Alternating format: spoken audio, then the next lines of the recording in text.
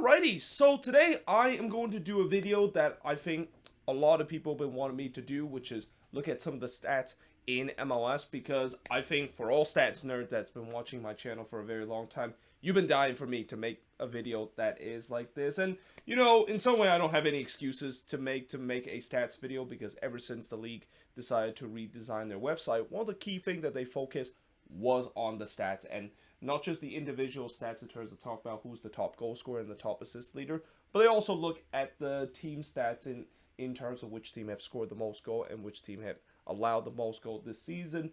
And that is exactly what I'm going to talk about. And I will also talk about expectancy goal, which is something that, as I mentioned before, I do not like to talk about expectancy goal, but I feel like I kind of have to talk about, especially the fact that, yeah, when you do a stats video, you're going to have to talk about expectancy goal and expectancy goal allow so far this season.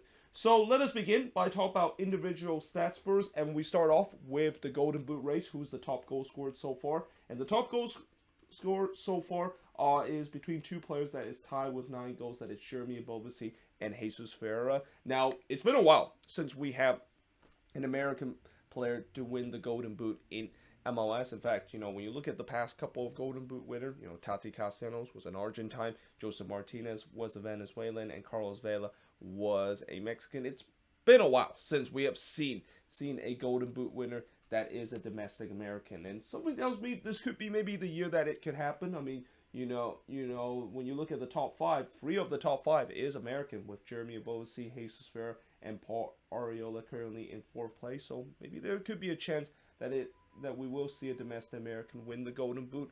But that being said, the Golden Boot race, as we expected, is very tight right now, and things can really change, especially if one player or any of these players can score like a hat trick on all of a sudden. Things could really change. But it's definitely encouraging to see some American player leading the Golden Boot race. I mean, Jeremy, we'll see what a season he's been having, especially these last couple of months, where it's hard to believe Ebobisse didn't really start to be a potent goal scorer for the Quakes until just a couple of months ago. Whereas for Jesus Ferreira, I've talked about how I think that he was going to be a perfect replacement for Ricardo Pepi, and that he's going to be the guy that's going to be that next FC Dallas player that breaks for that academy. And what a surprise!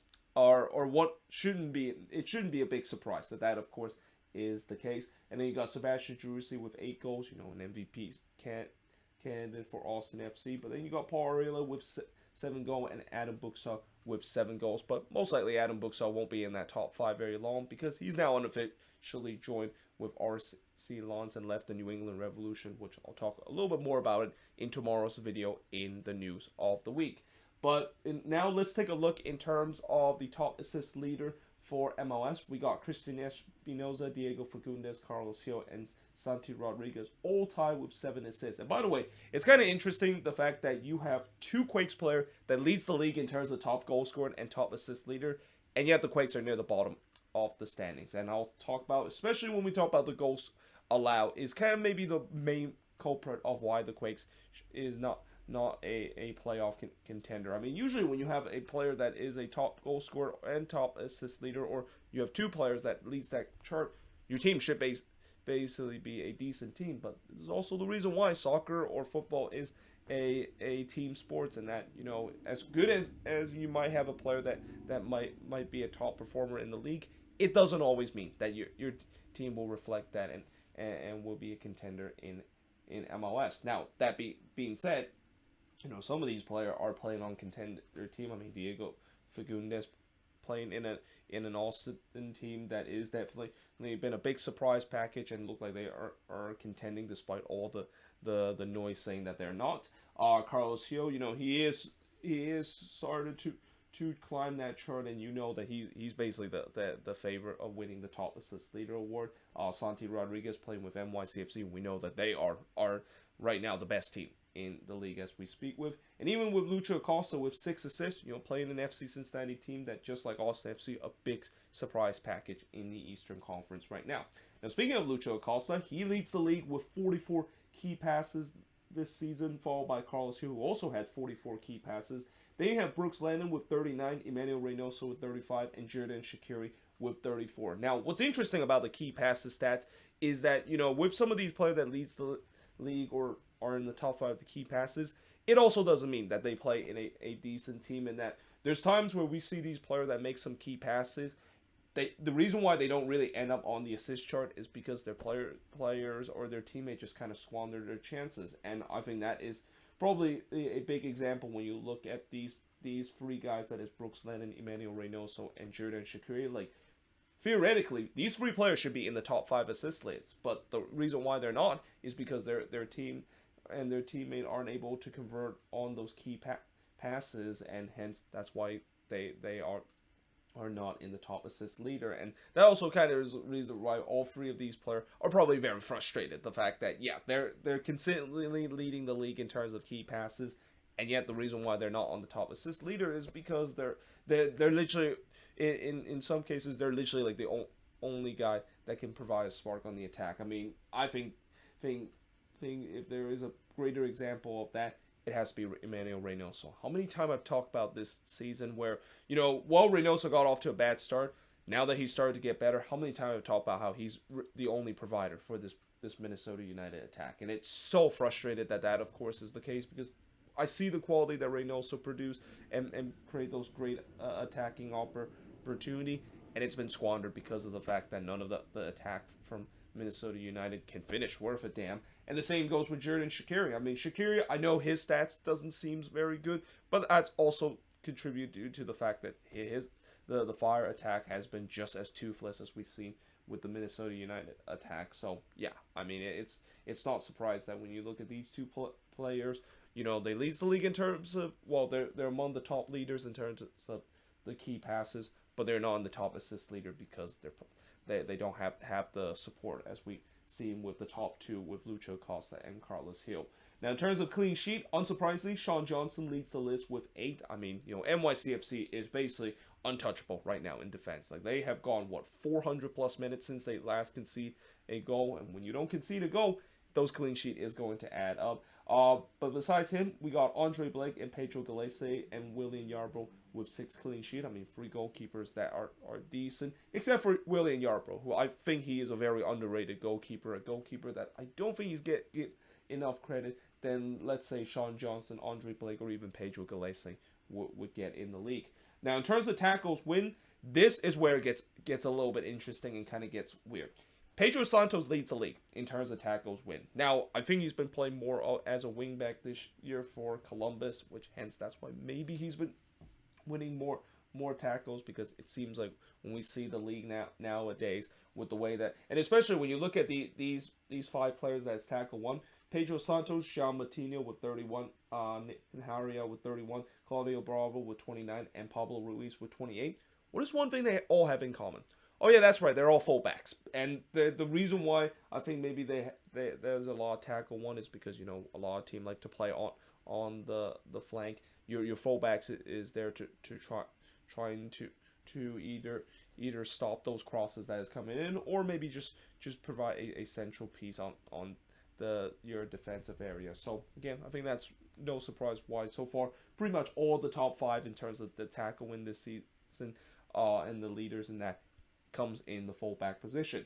Now, in terms of interception, this is also gets very weird, because Francisco Calvo leads the league in terms of interception win with 35, and I've talked about how many times I get frustrated with Calvo, and yet he leads the league in terms of interception. And I think maybe a lot of that due to the fact that it seems like he's everywhere on the pitch, so he of course racks up those interception when he's like everywhere on the pitch, and that's kind of my biggest criticism about Calvo, where can he just like stay in the defensive area and not just go anywhere and just wander out of position where he gets caught out so many times. But then you got Miguel Navarro with 34 interceptions, Steven Birnbaum with 33, and then Rudy Camacho rounds up the top 4 with 31 interception. Now, let's get to the team stats so far this season. In terms of the goals that have been scored, well, Austin for a while was the top goal scored in this league. They've now recently passed by LAFC with 29 goals, and that I think it shouldn't be a big surprise that when you're the Supporters Shield leading team, you of course are leading the league in goals scored. I mean, that isn't always the case, but most of the time that of course is the case, where if you're the best of the best, you have to score a lot of goals, and that's exactly what LAFC have done this season. But followed by Austin FC, who, like I said, for a while they were leading the league in terms of the most goals scored with 28. And then you got Montreal also with 28 goals, but again, a lot of that has to do with the fact that Montreal was involved with a 4-3 win in that last game against FC Cincinnati. In fact, 8 of their 28 goals that they scored so far this season has came in 2 matches alone. I mean, that tells you the fact that maybe it's kind of skewed a little bit. The fact that, there are going to be some matches that they score a lot of goals. Though I will say that this Montreal attack has been very, very good, especially with the way that, guys like Ramel Kyoto and even Georgi Mihailovic have contributed. And Mihailovic is another guy that a lot of people have mentioned could be an MVP candidate this season. And then you got NYCFC with 25 goals, but you also have the San Jose Earthquakes with 25 goals scored this season. Again, with the Quakes, you would expect that they should be a team that should be competing in the playoff spot, with them scoring a lot of goals and being the top 5 goals scored this season. But this is why they're not. Look at the goals allowed. 32 goals allowed so far this season, which is by far the worst defensive record that any team has had. And again, this team, I think they've only had 1 clean sheet so far this season, and that, it feels like they're even though Almeida has already been fired a couple of weeks ago, it still feels like they're playing under the Almeida system, with the way that they're just shipping goals for fun. But on the attack, they can be a very fun team to watch. And again, I still feel like even under Alex Cavallo, this is still considered the most fun team to watch. Like, if you're a neutral and if there is one team that you really want to watch and always want to tune in, it's got to be the San Jose Earthquakes. I mean, they play in some of the most funnest game as possible. And, as a neutral, while it's fun, as a supporter, I hate it. Like, I honestly hated the fact that the Quakes are involved these games, and that I thought for once Almeida left, maybe there's going to be some solidity on this team, and no, there has been no solidity whatsoever. Though I will say that at least there is some solidity, at least on the attacking front, because I think during the latter part before Almeida got fired, the attack was very stale, and it seems like Carvalho has done a great job in terms of finally unlocking some of the potential of the attack. And not to mention, I think probably one of the most underrated attack this season is coming from the Quakes, with the likes of Abobasi, Espinoza, and Montero. Like, that's a very deadly front four that many people don't talk about, which hence that's why they've been one of the top goal scoring team. But also they have a back line that is probably the worst back line in the league, and that, yeah, I mean, that's going to be something that I don't know if it's going to fix for the Quakes this season. I mean, ideally, I was hoping maybe in the summer, if they are truly thinking about this is not a throwaway season, they'll do something about it. But I think this is just going to be how the Quakes is, and yeah, as frustrated as I am in terms of these high-scoring game, I trust the fact that, the Quakes will start finding a foundation. And at least right now, they've done a good job in terms of building a good attacking foundation for next year, when hopefully they of course get it right. But like I said, that defense has just been god-awful, and I really hope they address that either in the summer or in the winter transfer window. But then you got Toronto FC, who is second with the most goal allowed with 27. I mean, that shouldn't be a big surprise, because, I wonder why they are considered the team that have conceded the most goal when they didn't even do anything to fix their defense. That was one of the worst last season. I mean, it shouldn't be a big surprise that of course, is the case.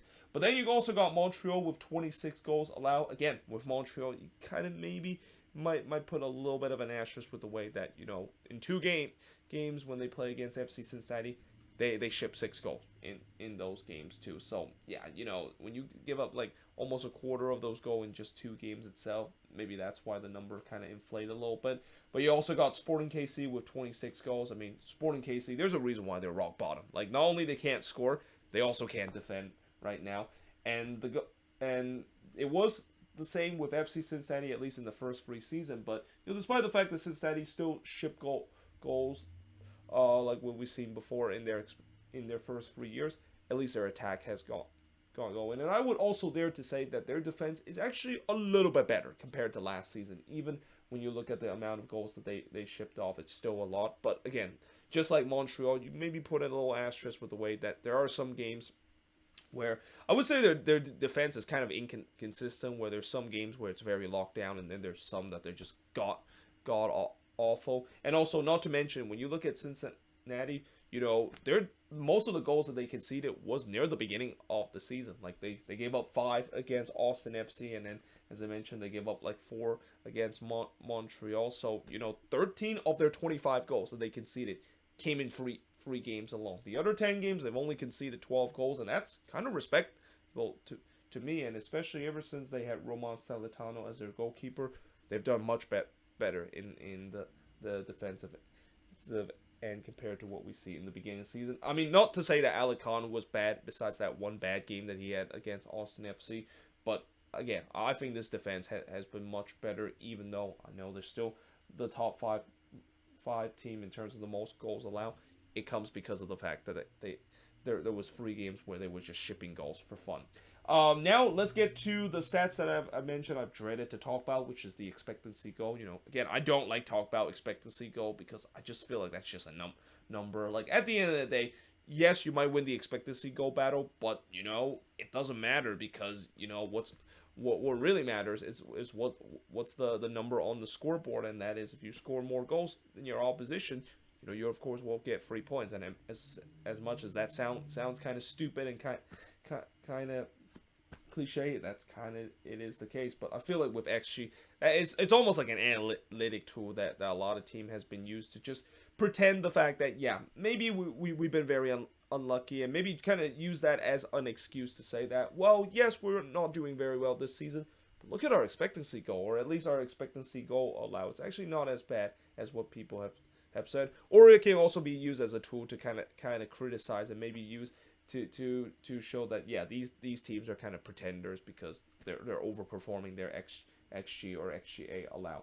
So let's take a look at the expectancy overall. So far, the team that leads the expectancy goal overall is NYCFC with 2.05. I mean, that shouldn't be a surprise because they're one of the top goal scorer team in the league. Then you got LAFC with 1.99, Atlanta United with 1.75, New England with 1.67, and the Red Bulls with 1.61. Now at home, NYCFC, again, not surprised that they lead the league in expectancy goals at home at 2.34, followed by LAFC with 2.29, Atlanta United at 1.9, FC Cincinnati at 1.77, and the New York Red Bulls actually are in the top 5 in terms of 1.71. I mean, I expect the Red Bulls, they lead the expectancy goal because they do very well on the road. But I didn't expect them to lead the expectancy goal at home. In fact, when you look at the expectancy goal away, they actually don't lead the top 5, which is even more shocking because I thought that's where it got them to being the top 5 in terms of XG so far this season.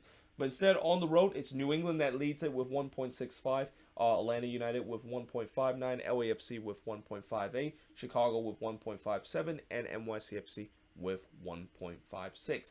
Now, to take a look at the expectancy goal allowed so far, and this is the point where we look at teams that have allowed the most goal according to expectancy goals allowed. Unsurprisingly, TFC leads the league with 1.82. I mean, when you are a team that isn't in the top 3 in terms of most goal allowed, you're definitely going to lead that chart. Though I will say what is surprising is that the Quakes are actually not in the top 5. I was expecting the Quakes were going to be that. I believe the Quakes, I think they have like the 7th or 8th most expectancy goal allow overall so far this season. But the fact that they lead the league in terms of allowing goals, and they don't find it on the XGA overall top 5 chart, is kind of a little bit surprising. And hence this is also why another argument of why I don't like expectancy goal allowed, because it doesn't always tells the whole story. But besides that, we got Inter Miami with 1.59, followed by the Portland Timbers, also 1.59. Seattle is actually in the top 5 with 1.56, and that's kind of surprising because we always thought that the Sounders have a very good defense. Although I have seen there's been times where they have been vulnerable, but for the most part, I think the reason why their expectancy goal allow has been so high is because they've been playing against teams that maybe been a little bit unlucky against them, and also they have that goalkeeper called Stephen Fry being very good. I mean, that's another contributing factor of why some of these team expectancy goal allow is high, even though they don't lead the league in terms of most goals have allowed, because either their opponent just suck at finishing, or the fact that they have a goalkeeper that basically is stopping everything, and that couldn't that couldn't be more true with the next team I'm going to talk about that finished in the top 5 is Minnesota United with 1.55. I mean, Dane Sinclair is the reason why this Loons team hasn't been the defense that mess that they were in when they came into the league back in 2017 and in 2018. But again, the XGA will say that they still are in the top 5 in terms of most that they have allowed. Now, in terms of at home, unsurprisingly, TFC leads the league with 1.7 free fall by Charlotte FC with 1.58. Again, Charlotte is another example of the fact that they have a decent goalkeeper that has been able to prevent some of those goals that have been allowed, but it does adds up in terms of the XGA. Then you got DC United with 1.51, Miami with 1.49, and the Houston Dynamo rounds up the top 5 with 1.41. Now, in terms of the away, Seattle actually leads the league in terms of the most expected to see goal allowed on the road, and hence maybe that's why they found themselves in the top 4. I mean, this season, the Sounders on the road is definitely not been as good as what we've seen them at home. But you also got to remember, this is a Sounders team that in some games they've just clearly punted the game and they're not starting their strongest team. So again, even though they do lead the league in terms of expectancy goal allowed away, I think a lot of their away games was because of the fact that they're just punting those games away and just putting pretty much a third string back line coming into this. But they do lead the league with 1.91, followed by Toronto FC with 1.89, and this is where we find the Quakes at 1.887 in terms of expectancy goal allowed on the road. The Portland Timbers with 1.83, and Minnesota United rounds up the top 5 with 1.8.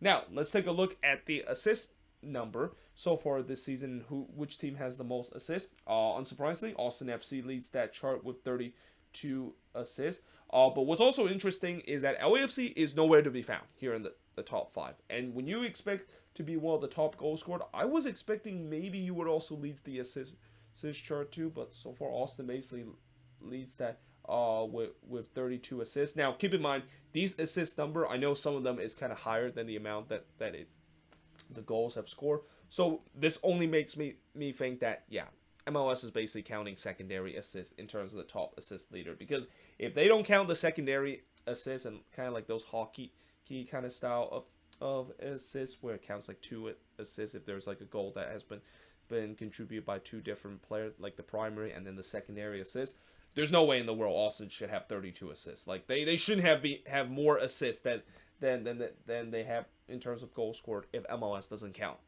the secondary assists. So yeah, I think MLS counts primary and secondary assists in terms of that. So hence that's why Austin have 32 more than they have in terms of goals scored. And the same goes with Montreal, 31 assists. New England with 26, FC Dallas with 26, and FC Cincinnati also with 26. Now the key passes so far this season: Atlanta United with 149, NYCFC with 145, LA Galaxy with 138, and LAFC with 137.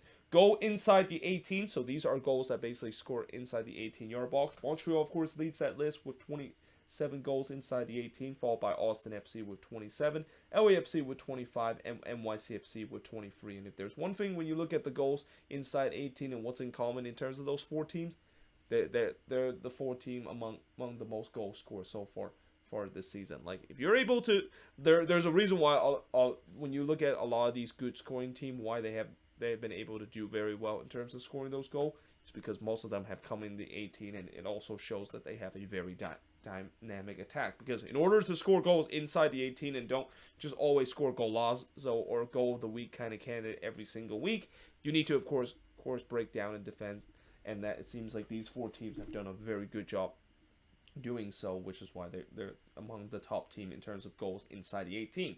Now, in terms of goals outside the 18, you got the Columbus Crew leads that chart with 6 goals so far. Again, I don't think any of them has come from Lucas Zarian, but I do know that they have already scored at least 1 free kick so far for this season. And, when you score free kick goals, it does count goals outside the 18. Then you got the Houston Dynamo with 5, NYCFC with 4, and the LA Galaxy with 4 goals outside the 18-yard box. And, we talk about there's times where these teams have been considered goal of the week kind of candidates, so it's not a big surprise they found the list in terms of the most goals scored outside the 18.